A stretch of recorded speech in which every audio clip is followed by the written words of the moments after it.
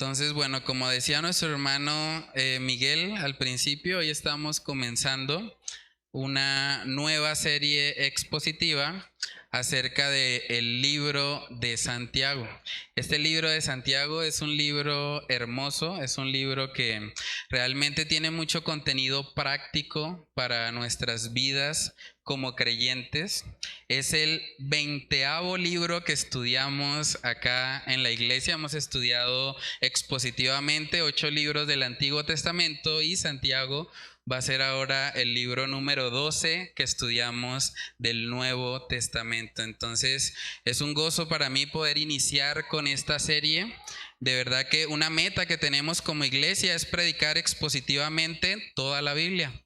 Ya vamos en el libro número 20 y esperamos que con la gracia de Dios y su favor podamos completar esa meta de predicar acerca de toda la Biblia expositivamente. Entonces, hoy vamos a iniciar esta nueva serie. Siempre que arrancamos una nueva serie, es importante hablar un poco acerca de quién es el autor de la carta, el contexto histórico en el que fue escrito, y eso nos ayuda a tener un panorama un poco más completo al momento de estudiar como tal cada pasaje. Este libro de Santiago tiene una connotación muy especial, es un libro muy práctico, estamos pasando de un libro muy reflexivo como fue Eclesiastés, donde estábamos meditando mucho acerca del sentido, el propósito de la vida, de lo que hacemos. Ahora vamos a mirar un libro un poco más práctico, ¿sí? Un libro que nos va a exhortar mucho acerca de cómo se debe vivir la vida cristiana. Este libro es muy particular para mí, ha sido de mucha bendición en mi vida. De hecho, mi hijo le coloqué como segundo nombre Santiago. En parte porque este libro fue uno de los que el Señor usó para impactar mi vida. Recién empecé mi vida cristiana. Entonces, de verdad es un libro muy bueno. Les animo a todos para que puedan leerlo en sus casas. Van a aprender mucho acerca de Santiago. Y la idea es que hoy podamos estar mirando los primeros 8 versículos que nos van a dar un poco de información acerca de quién es el autor, en qué contexto está escribiendo y a quién está dirigida esta carta. Entonces vamos a leer Santiago versículo 1, versículos del 1 al 8 y comenzamos con oración. Dice Santiago 1, Santiago, siervo de Dios y del Señor Jesucristo, a las 12 tribus que están en la dispersión, salud. Hermanos míos, tened por sumo gozo cuando os halléis en diversas pruebas, sabiendo que la prueba de vuestra fe produce paciencia. Mas tenga la paciencia su obra completa para que seáis perfectos y cabales sin que os falte cosa alguna. Y si alguno de vosotros tiene falta de sabiduría, pídala a Dios, el cual da a todos abundantemente y sin reproche, y le será dada. Pero pida con fe, no dudando nada, porque el que duda es semejante a la onda del mar, que es arrastrada por el viento y echada de una parte a otra. No piense, pues, quien tal haga que recibirá cosa alguna del Señor. El hombre de doble ánimo es inconstante en todos sus caminos. Vamos a orar. Padre, queremos pedir de tu dirección, Señor, en esta nueva serie que estamos iniciando en esta mañana, Señor. Sabemos que este libro de Santiago, Señor, es parte de la revelación que tú tenías para nosotros, para tu pueblo, Señor. Ayúdanos a poder aplicar esas verdades, Señor. Ayúdanos a recordar que la fe verdadera, la fe genuina, Señor, es una fe viva.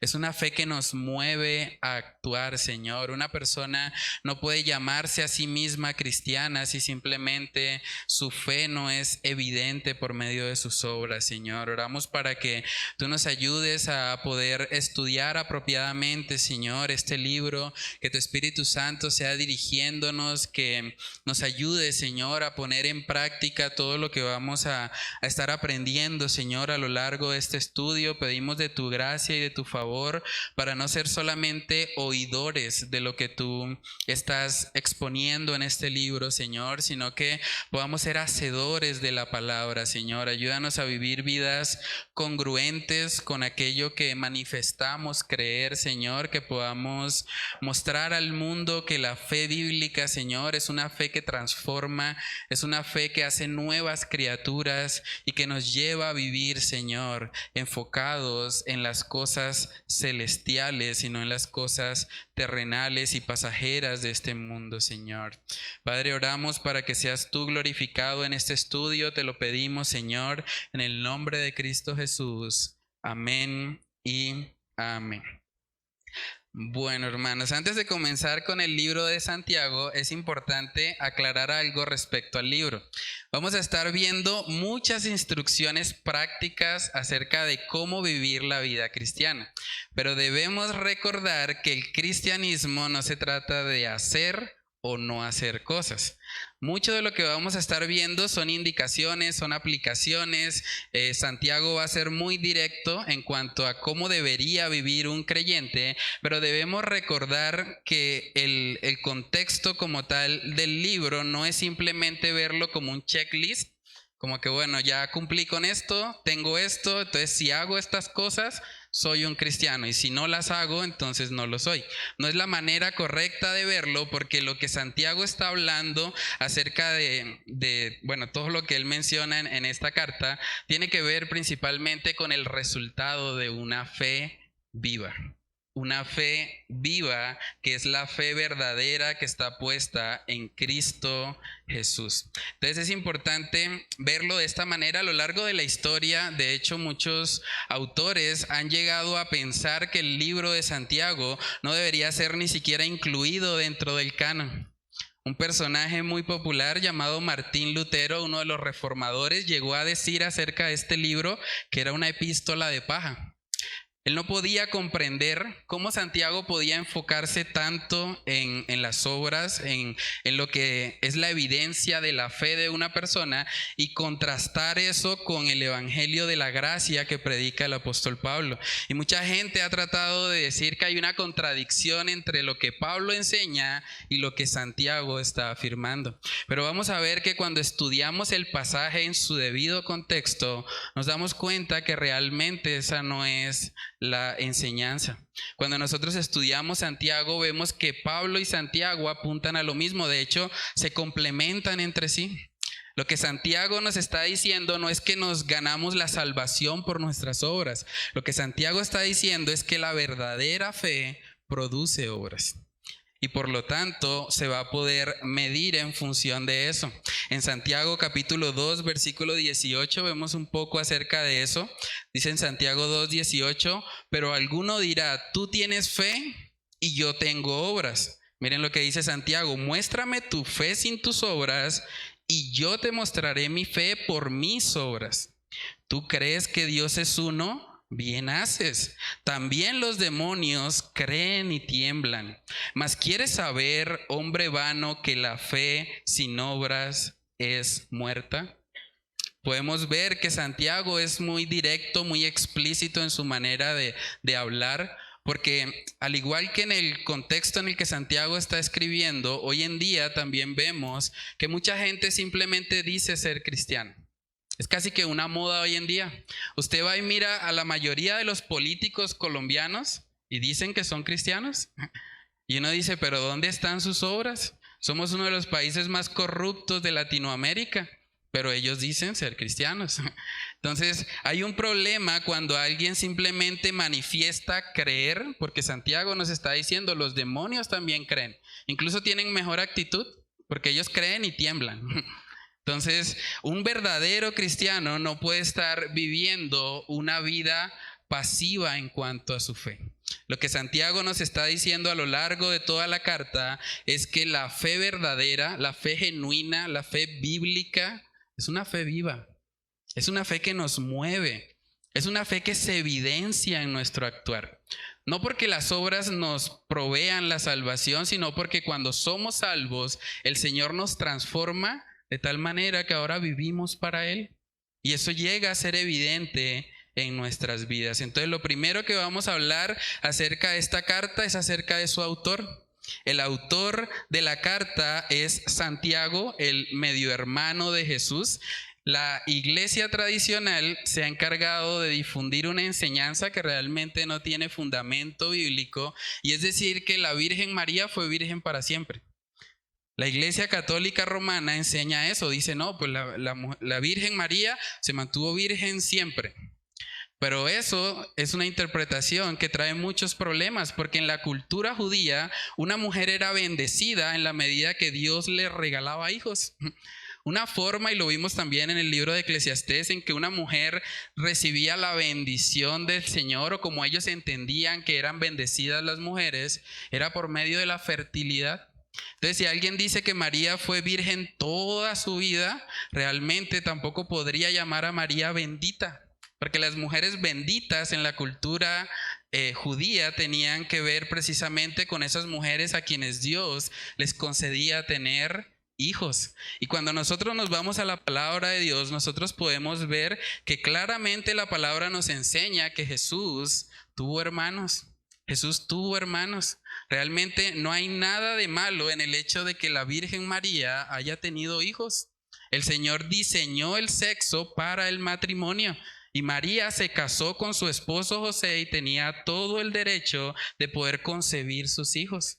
En Mateo capítulo 13, versículo 55, podemos ver que ahí se menciona el nombre de Jacobo. Y es importante también mencionar que Jacobo es el nombre hebreo para Santiago. O sea, Santiago es el nombre griego, Jacobo viene siendo el nombre hebreo.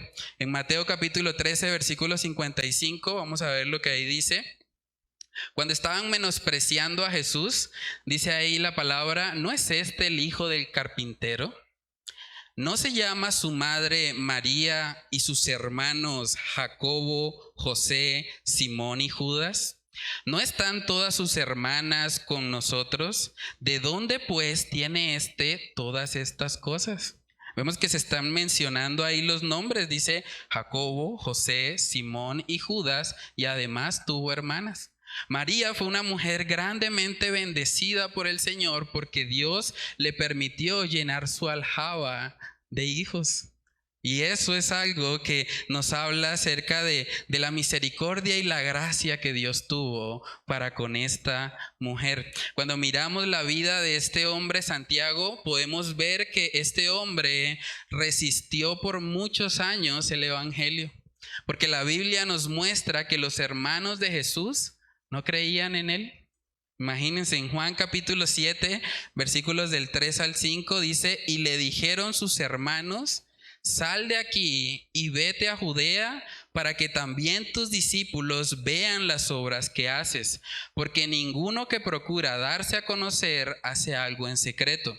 Si estas cosas haces, manifiéstate al mundo, porque ni aun sus hermanos creían en él. Imagínense, los propios hermanos de Jesús, que probablemente crecieron junto con él, que lo vieron vivir una vida perfecta, sin mancha, sin pecado, dice la palabra que no creían en él. Así de duro puede llegar a ser el corazón del ser humano. Pero vemos aquí en la palabra más adelante, cuando Jesús resucitó, él se le apareció a su hermano Jacobo. Y en el libro de Hechos capítulo 1, justo después de la ascensión de Jesús al cielo, podemos ver que sus hermanos junto con su mamá estaban orando con los discípulos. Vamos a verlo, Hechos capítulo 1, versículo 14. Hechos capítulo 1, verso 14 dice, todos estos perseveraban unánimes en oración y ruego con las mujeres y con María, la madre de Jesús, y con sus hermanos. Parece que el tener un encuentro con el Cristo resucitado transformó totalmente la manera de pensar de este hombre Jacobo, y ahora se convirtió al Señor y llegó a ser uno de los hombres más influyentes en la iglesia primitiva. Este hombre, que probablemente era alguien muy escéptico, era alguien que vio a Jesús tal vez hacer muchos milagros, pero aún así no creía. Vemos cómo fue transformado por el poder del evangelio. Ahora, es interesante también mirar en Santiago capítulo 1, versículo 1, cómo él se presenta a sí mismo. Dice, Santiago, siervo de Dios. Santiago, siervo de Dios. Este hombre podía haber dicho, Santiago, el hermano del Mesías, o el hermano del Cristo, el hermano del Cordero que vino a quitar el pecado del mundo. Él podía haber usado eso, pero vemos que él se identifica a sí mismo como un siervo. Y es interesante porque esa palabra siervo no tenemos el sentido total en el español. Realmente la palabra griega para siervo es doulos, que significa literalmente esclavo. Santiago está diciendo, yo soy un esclavo de Dios y del Señor Jesucristo. Ahora, hoy en día nosotros a veces usamos incluso de forma jocosa el término siervo. Es común en las iglesias que los hombres se dicen, ahí va el siervo, es siervo, ¿qué más? Pero resulta que en el contexto en el que Santiago escribe, no era algo para nada jocoso. De hecho, el siervo era la tarea que nadie más quería hacer, porque el siervo hacía las tareas más sucias. El siervo, de hecho, era el que lavaba los pies. ¿Recuerdan la historia de Jesús en Juan capítulo 13? Es muy probable que este hombre, siendo hermano de Jesús, hubiese presenciado o hubiese por lo menos escuchado acerca de cuando Jesús lavó los pies de sus discípulos. En Juan capítulo 13 nosotros podemos ver que cuando Jesús dice que Él va a lavar los pies de sus discípulos, inmediatamente Pedro sale y dice, no, Señor, ¿cómo se te ocurre? Eso lo hacen los siervos, pero tú no, tú eres el Señor. Miren lo que dice Juan capítulo 13, versículo 6. Entonces vino a Simón Pedro y Pedro le dijo, Señor, ¿tú me lavas los pies? Respondió Jesús y le dijo, lo que yo hago tú no lo comprendes ahora, mas lo entenderás después. Pedro le dijo, no me lavarás los pies jamás. Jesús le respondió, si no te lavare, no tendrás parte conmigo. Le dijo Simón Pedro, Señor, no solo mis pies, sino también las manos y la cabeza. Gracias a Dios que Pedro no creía en la confesión positiva o en que las palabras tenían poder, porque si no, no había nada que hacer. Él confesó, no me lavarás los pies jamás. Pero vemos que cuando Jesús lo redarguye y le dice, bueno, si no te lavare, no tendrás parte conmigo, entonces cambió totalmente su perspectiva. Entonces, hermanos, la fuerte negación de Pedro nos muestra cómo la mayoría de las personas consideraba que ser siervo era algo que muy pocas personas realmente querrían hacer. Pero vemos que Santiago se identifica a sí mismo, bueno, yo soy un siervo, soy un esclavo, soy un servidor de Dios. Y en Juan capítulo 13 también vemos que justo después de Jesús lavar los pies, Él les dice que Él está haciendo eso para darnos ejemplo. Juan capítulo 13, versículo 15 dice, porque ejemplo os he dado, para que como yo os he hecho, vosotros también hagáis. De cierto os digo, el siervo no es mayor que su señor, ni el enviado es mayor que el que le envió. Si sabéis estas cosas, bienaventurados seréis si las hicieres. Entonces, aquí podemos ver, hermanos, cómo el Señor Jesucristo dio ejemplo de servicio. Él hizo la tarea más baja socialmente que alguien haría en ese momento. Jesús lavó los pies en un contexto en el que el calzado era muy malo, en el que no había asfalto. Es muy probable que los pies que Jesús lavó estuviesen llenos de estiércol, estuviesen llenos de barro, tuviesen uñas encarnadas, pero a Jesús nada de eso le importó.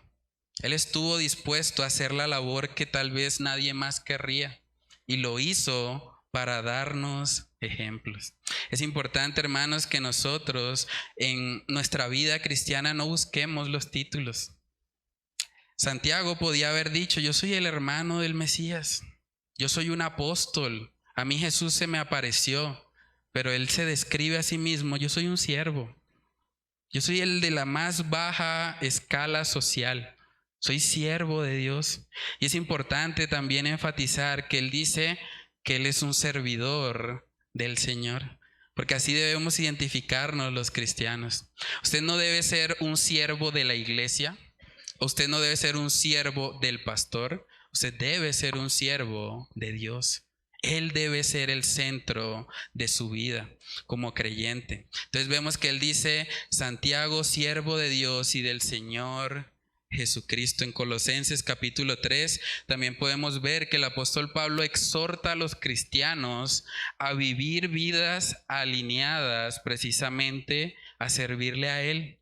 Antes que servir a los hombres, servimos al Señor. Dice Colosenses 3:23, y todo lo que hagáis, hacedlo de corazón, como para el Señor y no para los hombres, sabiendo que del Señor recibiréis la recompensa de la herencia, porque a Cristo el Señor servís. Entonces, la vida cristiana se trata de servir al Señor, servirle a Él principalmente. No quiere decir que vamos a desechar la iglesia o a los pastores y demás, pero debemos tener claro y ser conscientes de que nuestra fidelidad es totalmente para Dios antes que para los hombres. Entonces Santiago empieza enfatizando eso, Santiago, siervo de Dios y del Señor Jesucristo, y luego dice a las 12 tribus que están en la dispersión, salud. Y ahí es interesante porque cuando habla de dispersión, realmente no se trata simplemente de que estaban divididos en diferentes lugares. Cuando habla de dispersión, habla puntualmente de persecución. Persecución. Estos creyentes que venían de Israel, porque menciona ahí las 12 tribus, estaban sufriendo persecución. Hoy en día en Colombia diríamos, ellos estaban bajo un desplazamiento forzado. Ellos les habían obligado a huir de un lugar por salvaguardar su vida. El tiempo de la persecución en el que Santiago escribe lo podemos ver en el libro de Hechos capítulo 12. Y en ese contexto mataron a Jacobo, uno de los apóstoles de nuestro Señor Jesucristo. Y vemos que hubo una gran persecución contra la iglesia. Y debemos también ser conscientes que así como ellos fueron perseguidos, también de una u otra manera cada cristiano en algún momento ha de sufrir persecución. Segunda de Timoteo capítulo 3, vamos ahí, segunda de Timoteo 3, versículos del 10 al 12, ahí podemos ver que se nos da un principio muy importante acerca de esto. Segunda de Timoteo 3, verso 10 dice, pero tú has seguido mi doctrina, conducta, propósito, fe, longanimidad, amor, paciencia, persecuciones, padecimientos, como los que me sobrevinieron en Antioquía, en Iconio, en Listra, persecuciones que he sufrido, y de todas me ha librado el Señor. Y dice luego el verso 12, y también algunos de los que quieren vivir piadosamente en Cristo Jesús padecerán persecución. ¿Dice eso? No, dice y todos. Todos los que quieren vivir piadosamente en Cristo Jesús padecerán persecución. Entonces es cuestión de tiempo, hermanos. Tarde o temprano vamos a tener que enfrentar esa realidad. No sabemos si va a llegar una persecución física a nosotros, pero vivimos en tiempos donde los cristianos son perseguidos por lo que creen. Si usted dice hoy en día que el matrimonio es entre un hombre y una mujer exclusivamente, usted va a tener persecución. Si usted dice hoy en día que la vida comienza en el momento de la fecundación, cuando el óvulo se une con el espermatozoide, usted va a tener persecución. Porque vivimos en un mundo donde todo lo que rige este mundo está en contra de lo que Dios ha establecido en su palabra. Entonces, todos aquellos que viven alineados a la palabra de Dios, a sus principios, llegan a sufrir de una u otra manera persecución. Y gracias a Dios en Colombia no tenemos tanta persecución física, pero la persecución psicológica y emocional ahí está. Por eso muchas personas se burlan de los cristianos, porque dicen, esos son cristianos, allá los tienen manipulados, allá los tienen dándole el diezmo al pastor. Y utilizan ese tipo de frases para burlarse, para hacer ver mal a los creyentes.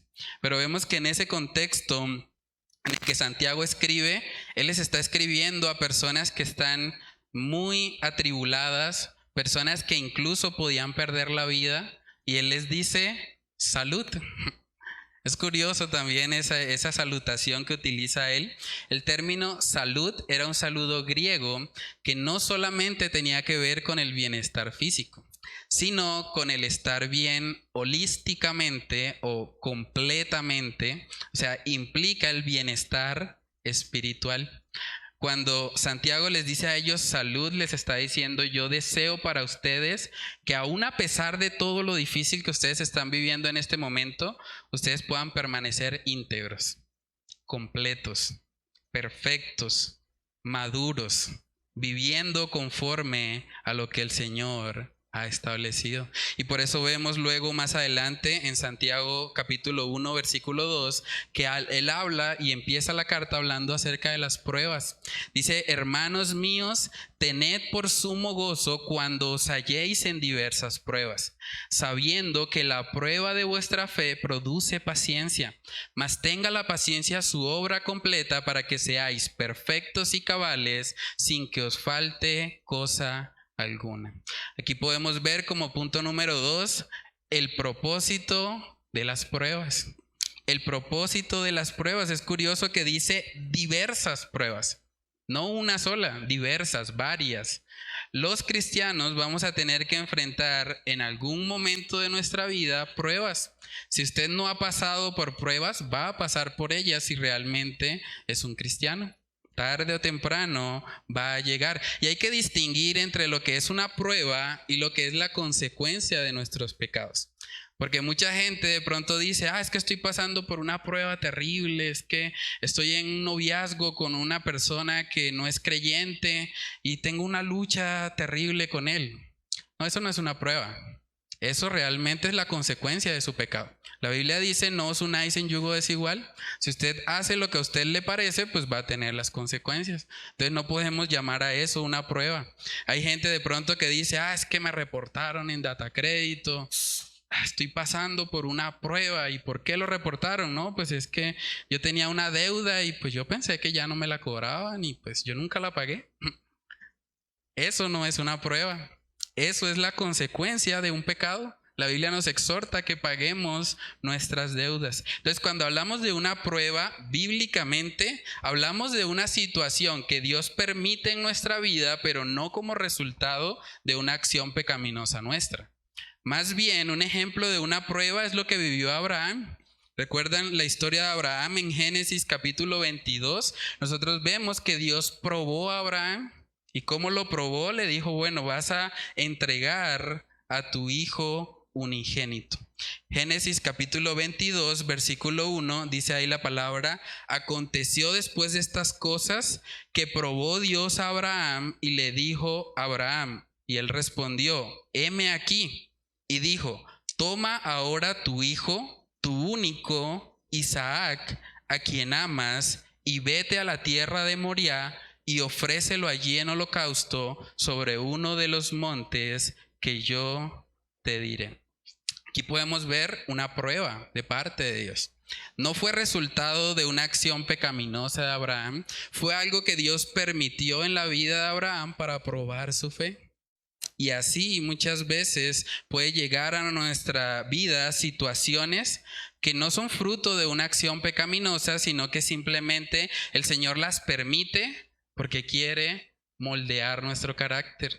Primera de Pedro capítulo 1 también vemos que el apóstol Pedro reconoce que debemos aprender como cristianos a gozarnos en medio de las pruebas. Dice Primera de Pedro 1 versículo 6: en lo cual vosotros os alegráis, aunque ahora por un poco de tiempo, si es necesario, tengáis que ser afligidos en diversas pruebas, para que sometida a prueba vuestra fe, mucho más preciosa que el oro, el cual aunque perecedero se prueba con fuego, sea hallada en alabanza, gloria y honra cuando sea manifestado Jesucristo.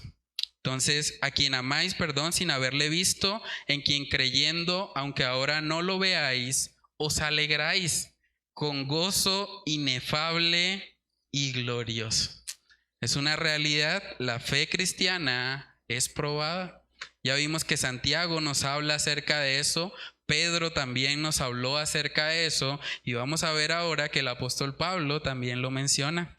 Filipenses capítulo 2, versículos del 17 al 18 dice: y aunque sea derramado en libación sobre el sacrificio y servicio de vuestra fe, me gozo y regocijo con todos vosotros. Y asimismo dice: gozaos y regocijaos también vosotros conmigo.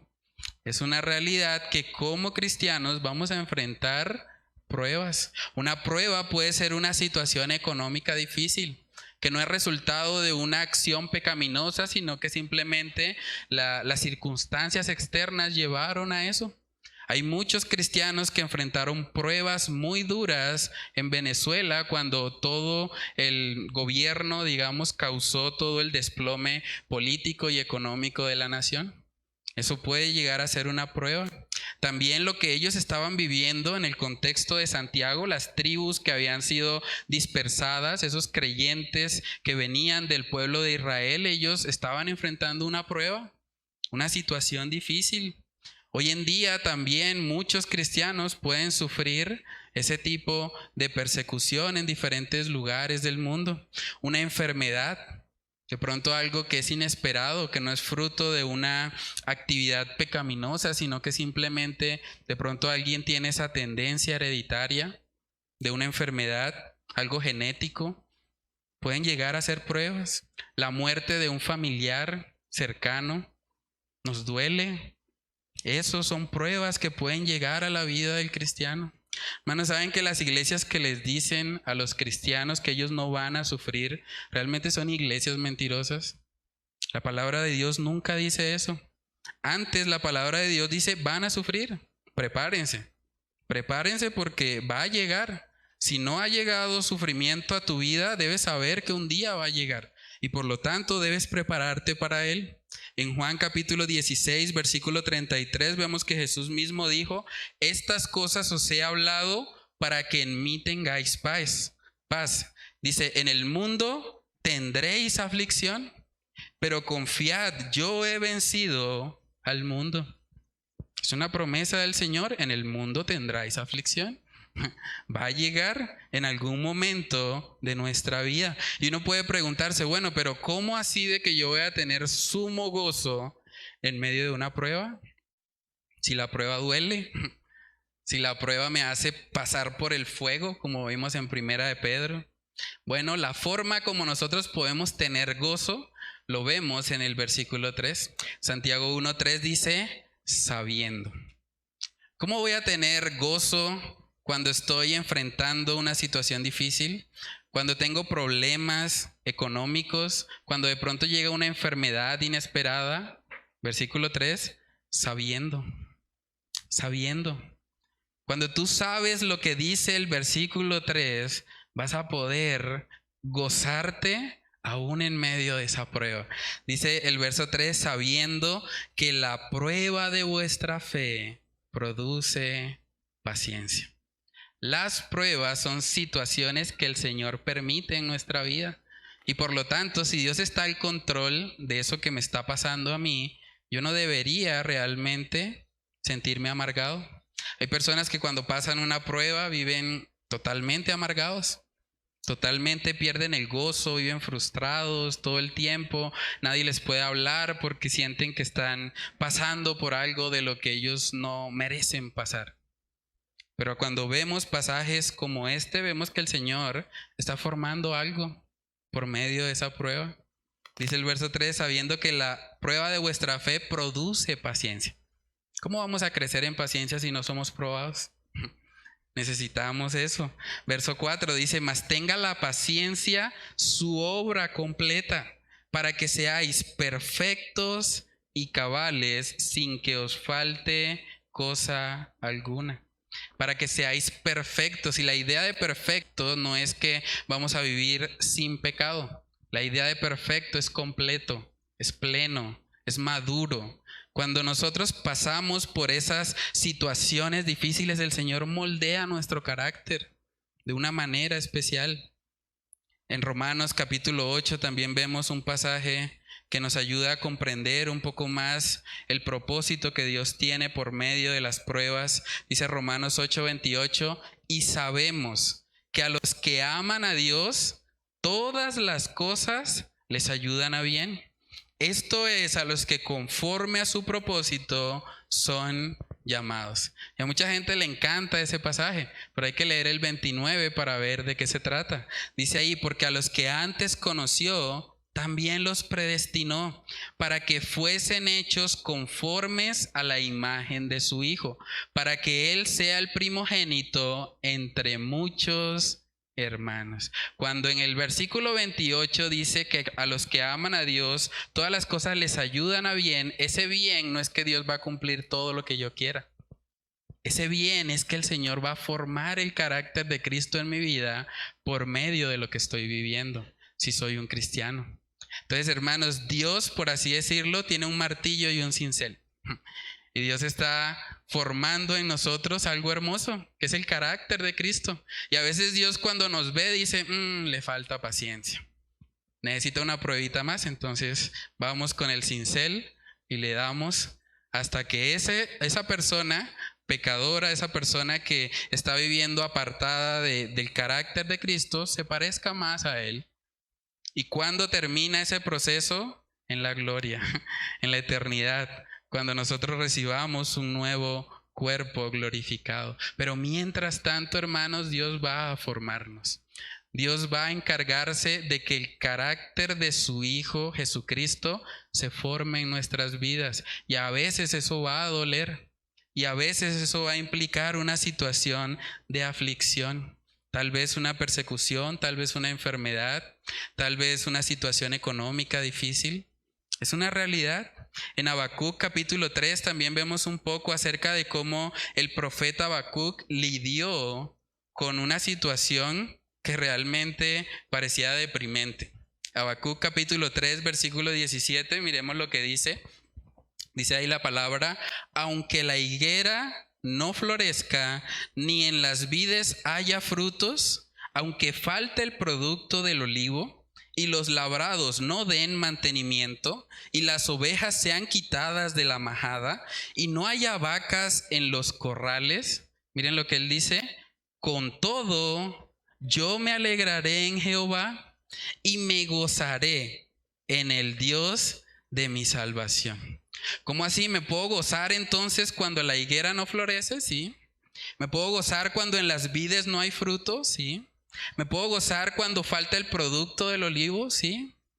Porque el gozo que viene de Dios no depende de las circunstancias. Trayéndolo al contexto de hoy, ¿me puedo gozar si estoy comiendo arroz con huevo? Sí. ¿Me puedo gozar? ¿Me puedo gozar si realmente no sé cómo voy a pagar las cuentas en el futuro? Sí. Mi gozo no depende de tener las cuentas pagadas. Entonces, cuando yo tengo la mirada puesta en el Señor, eso me ayuda. Además, el Señor promete en su palabra que si le buscamos primeramente a Él, si buscamos el reino de Dios y su justicia, Él se encarga de nuestras necesidades. Entonces, hermanos, si el gozo dependiera de las circunstancias externas, un personaje como Esteban no hubiese muerto de la manera en que murió. Este hombre, que al parecer era un joven, murió gozoso, siendo apedreado. Cada pedrada en su cabeza o en su cuerpo debió haber dolido. ¿Puedo tener gozo siendo apedreado? Sí, Esteban es un ejemplo de eso. Porque el gozo que viene fruto del Espíritu Santo no depende de nada externo. Pero es importante que para yo vivir esto, yo tengo que saber lo que dice el versículo 3. Y no es saber en términos de conocimiento intelectual, de datos, de información, no, es conocer realmente, estar confiado en que Dios está obrando en medio de esa prueba. Entonces déjame preguntarte, a manera de reflexión, cuando tú enfrentas una situación difícil, ¿en qué piensas? Cuando pasas por una situación que tal vez no entiendes por qué la estás pasando, ¿en qué meditas en esos momentos? ¿Eres una persona que se amarga y piensa constantemente en lo que te hace falta, en tus carencias? O las esposas que están acá piensan continuamente en los pecados de su esposo. Es que ese esposo que a mí me tocó, sí, qué karma. Lo que dijo el pastor allá en la iglesia, Dios me está dando con el cincel y el martillo con él. O lo mismo viceversa, los esposos. ¿Eres un esposo enojado que todo el tiempo está meditando en las falencias de tu esposa? Es que mi esposa todo el tiempo está ocupada y nunca me dedica tiempo a mí. Es que ella tiene otras prioridades y es que ella no me atiende. ¿Piensas también excesivamente en tus fallas para autocondenarte? ¿Saben que es muy común que hay personas que dicen, no, yo he fallado a Dios y yo no voy más a la iglesia? No, yo tengo que estar un tiempo de duelo, un tiempo apartado porque yo he pecado, que no. Yo, antes que ir allá a ser un hipócrita, prefiero no ir. Y hay personas que se convierten en sus propios jueces y creen que están siendo piadosos con eso. Hay gente que dice, no, es que yo sí, los que van allá a la iglesia son unos hipócritas. Yo prefiero, antes de ser un hipócrita, prefiero no ir por allá. Y realmente viven bajo su propia idea de justicia. Ellos se convierten en sus propios jueces y ellos deciden cuánto dura el tiempo de duelo y en qué momento pueden volver y en qué momento no. Cuando la palabra de Dios nos dice que cuando nosotros pecamos tenemos abogado para con el Padre y podemos acercarnos a Él confiadamente al trono de la gracia. Entonces, hermanos, cuando llegan las pruebas a nuestra vida, las situaciones difíciles, yo sé que no nos gusta. Esto que estoy predicando para la carne no es agradable.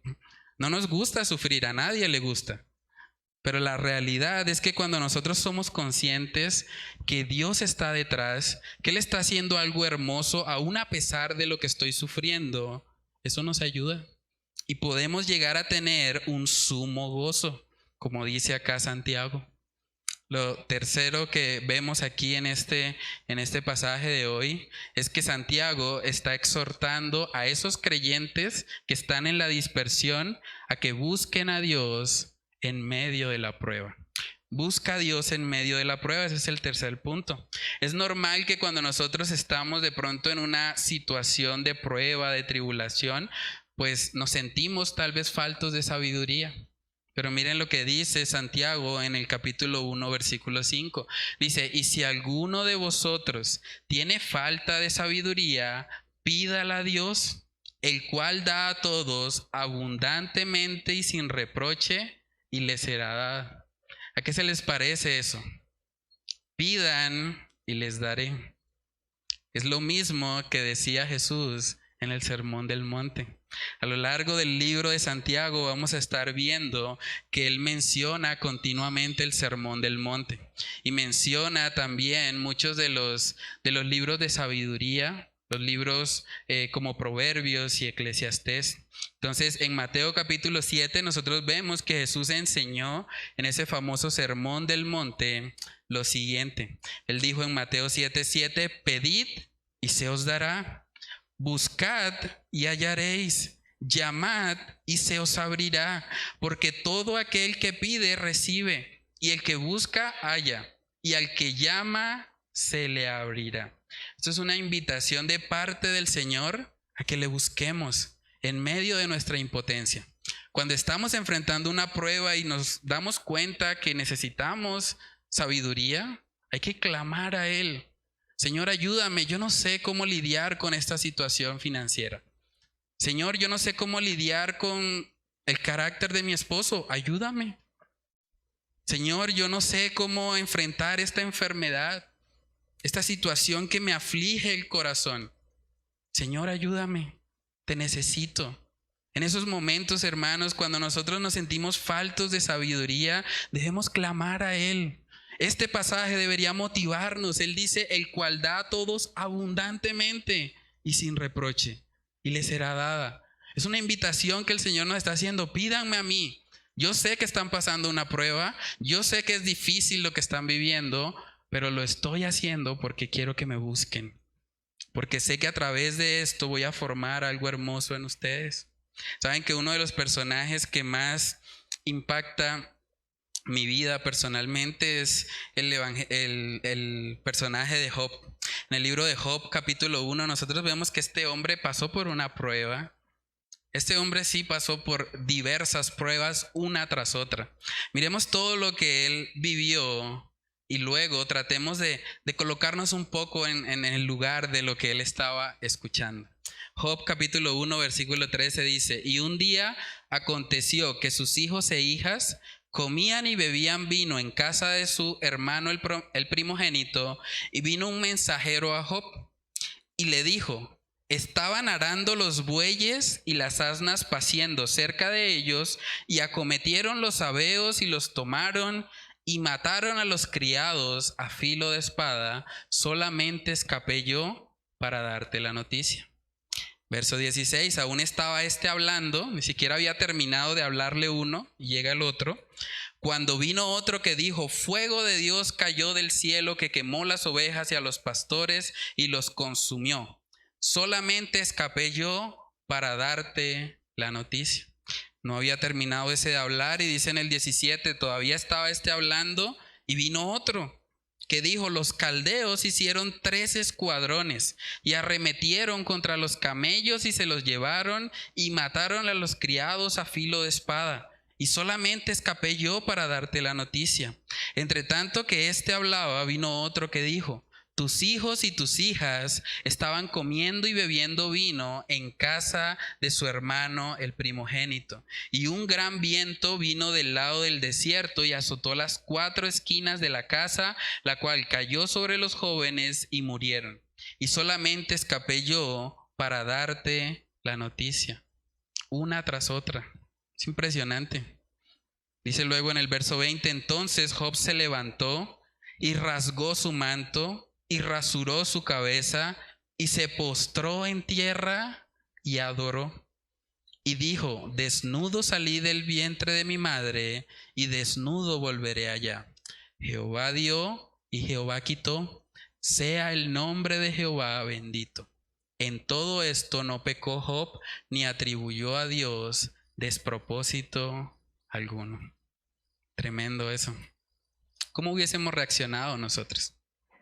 Una noticia mala tras otra. Los criados, los hijos, el ganado, todo. Y vemos que este hombre se postró y adoró al Señor. Es posible hacer eso en medio de las pruebas que enfrentamos, hermanos, pero para eso hay que tener una relación con nuestro Dios. En el libro de Isaías capítulo 55 también podemos ver un principio que nos ayuda mucho en medio de las pruebas. Isaías 55 versículos del 8 al 9 dice la palabra: porque mis pensamientos no son vuestros pensamientos, ni vuestros caminos mis caminos, dijo Jehová. Como son más altos los cielos que la tierra, así son mis caminos, más altos que vuestros caminos, y mis pensamientos más que vuestros pensamientos. Ese versículo debería estar en el fondo de pantalla de nuestro celular, o debería estar en la nevera. Deberíamos poder recordar continuamente que los planes de Dios son mejores que los nuestros, para que cuando llegue la prueba, la tribulación o la aflicción, nosotros podamos recordar: Dios ve más de lo que yo puedo ver humanamente. Yo no sé cómo esta situación de aparente dolor y sufrimiento Dios la está encaminando para hacer algo hermoso. Tal vez a través de este sufrimiento mis familiares van a conocer a Cristo. Tal vez a través de esta aflicción el Señor va a moldear en mí el fruto del Espíritu Santo. Claro, en el momento no lo vemos y en el momento nos duele y tenemos la tendencia a amargarnos. Pero debemos, hermanos, poder contrarrestar todos esos pensamientos que llegan en medio de la aflicción con la palabra. Que la palabra nos ayude. Sabiendo estas cosas vamos a poder tener sumo gozo. Dice luego en el versículo 6, pero pida con fe, no dudando nada, porque el que duda es semejante a la onda del mar, que es arrastrada por el viento y echada de una parte a otra. Ese versículo bíblico se ha malinterpretado mucho. Hay mucha gente que cree que hay que tener fe en el futuro. Por eso uno escucha expresiones como: póngale fe al partido, póngale fe, eso, el Bucaramanguita gana, en el último minuto mete el gol. Y la gente cree: no, sí, voy a ponerle fe en que va a ganar el partido. O hay gente que dice: no, póngale fe a ese número cae. Póngale fe, póngale fe. O gente que dice, no, póngale fe al negocio y verá que va a prosperar, le va a ir bien. Pero realmente, para poder entender Santiago 1:6 hay que leer el 5. Y el versículo 5 está diciendo, pídala a Dios. Entonces la fe no está puesta en el futuro. La fe no está puesta en que las circunstancias se acomoden a lo que yo deseo o anhelo. La fe debe estar puesta en Dios, en que Él va a obrar de la mejor manera. Entonces, hermanos, debemos tener cuidado. No debemos poner nuestra fe en un futuro mejor. Más bien debemos poner la fe en el Dios que conoce el futuro, porque Él va a obrar conforme a su buena y perfecta voluntad.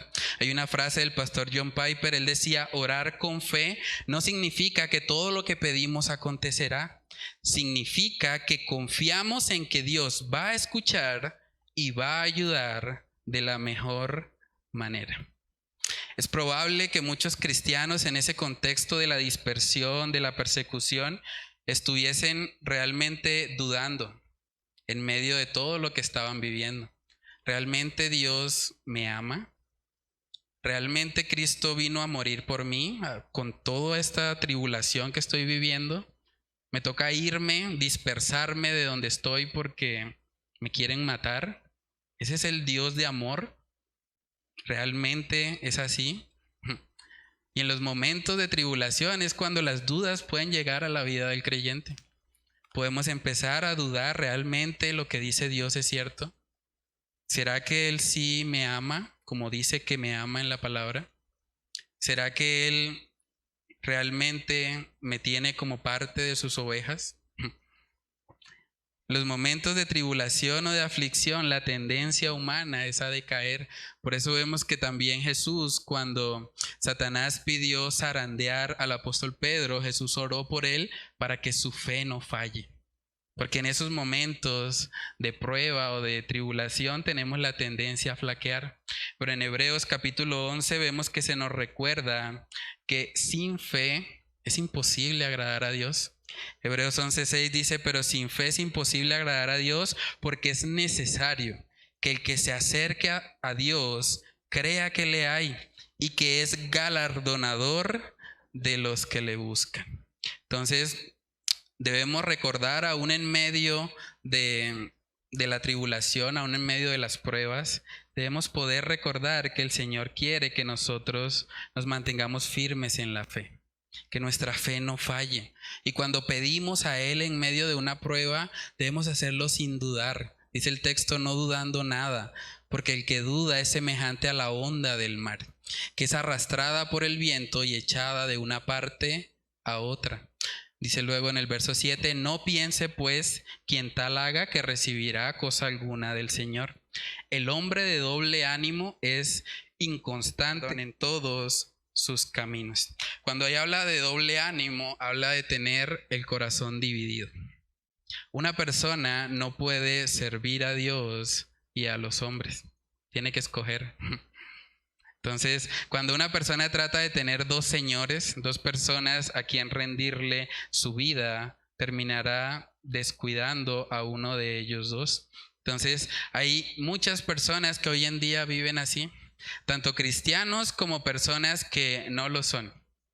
Hay mucha gente que dice frases como, Señor, yo me voy a convertir algún día, pero no hoy. Yo me voy a convertir, pero más adelante, porque es que como que todavía me gusta el traguito. O Señor, yo me voy a convertir, pero cuando se acaben las ferias, espere que pasen las ferias de Bucaramanga. O Señor, yo sí me voy a convertir, pero ahorita no, porque es que estoy trabajando mucho y no me queda realmente tiempo para ir a la iglesia ni nada de eso.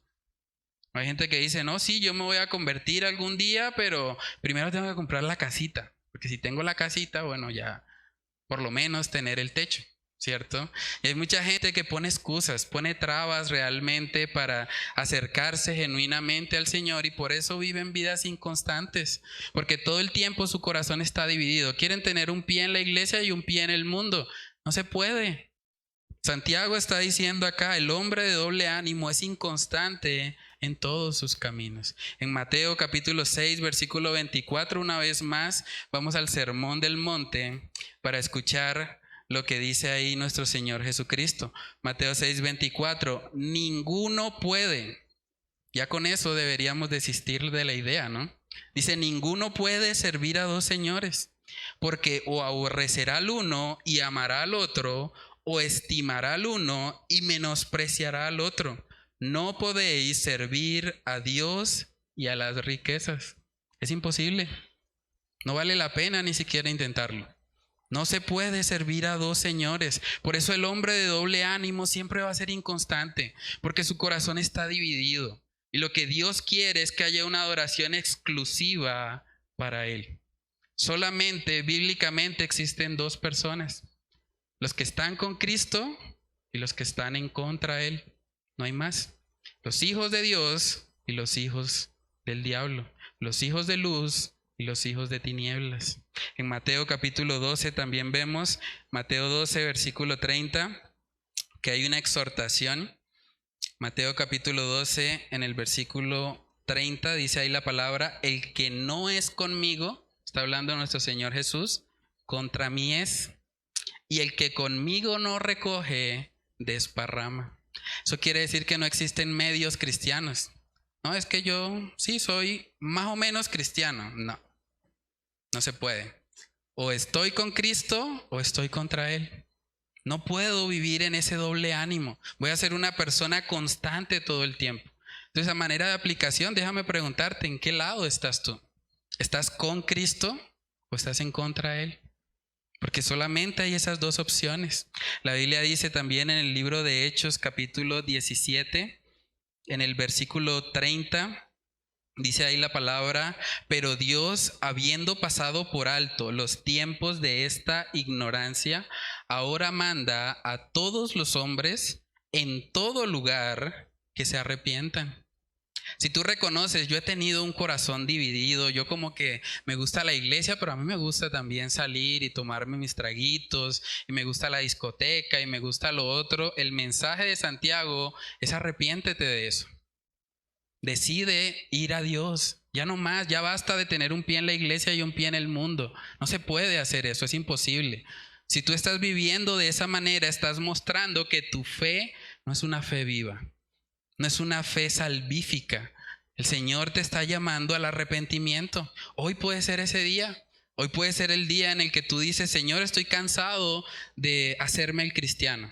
Estoy cansado de vivir una vida de apariencias. Hoy quiero vivir realmente para ti. No quiero ser más alguien de doble ánimo.